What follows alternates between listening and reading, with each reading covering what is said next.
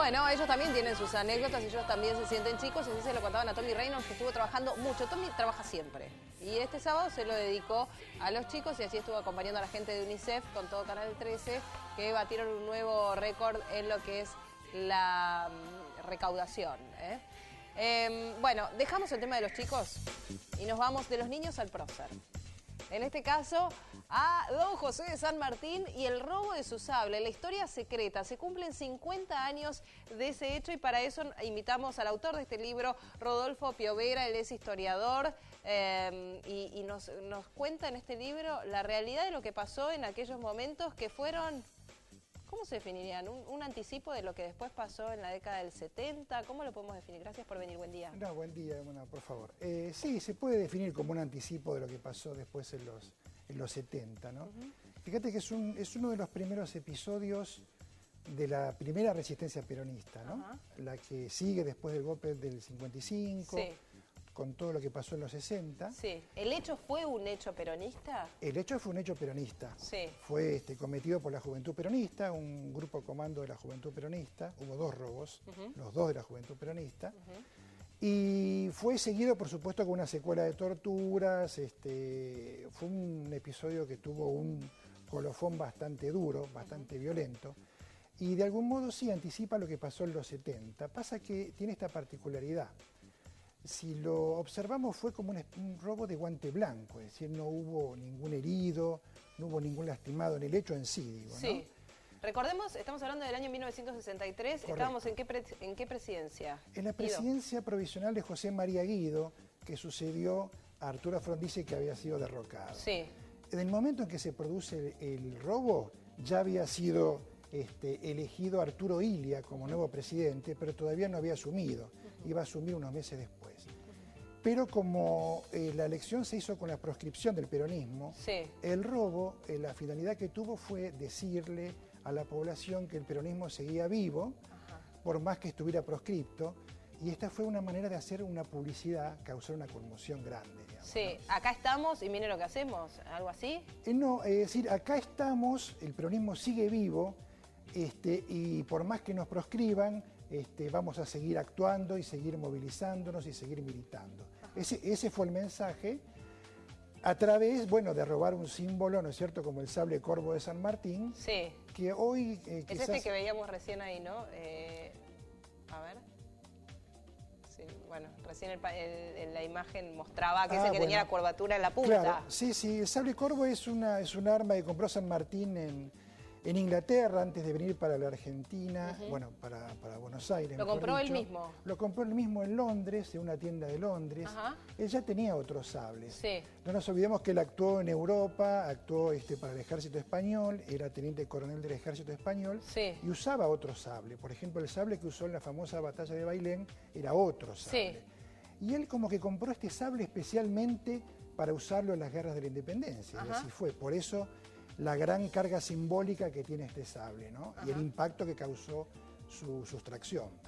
¿Qué nos cuenta el libro, El Sable, que lo volvemos a mostrar, que no se sepa de la historia que fue contada de esa época de la Argentina?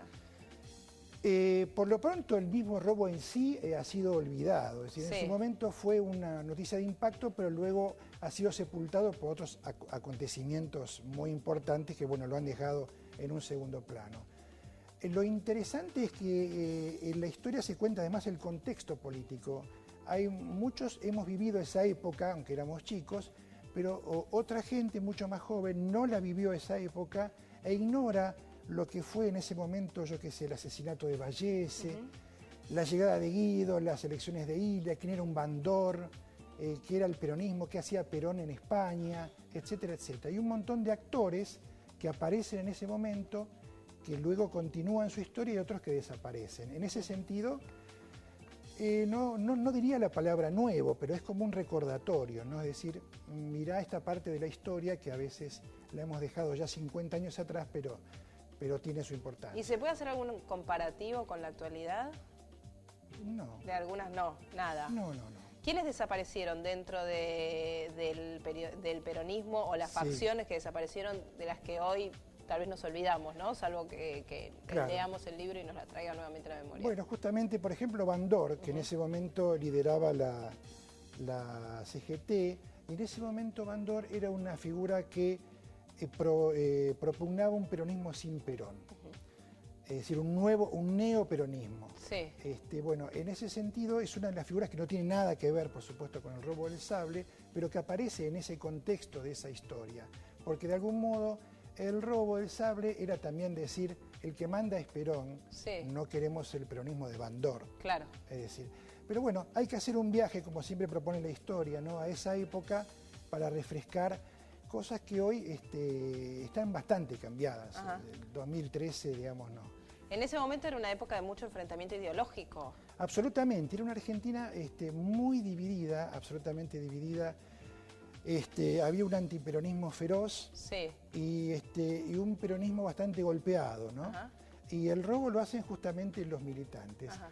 Además, pero había una diferencia muy grande con la Argentina. Era una Argentina sin libertad de expresión. Ajá. Había, aparte de tener partidos políticos proscriptos, Sí. estaba prohibido decir Perón, la Sí. palabra, escribirla, mencionarla. El cine había muchísima censura.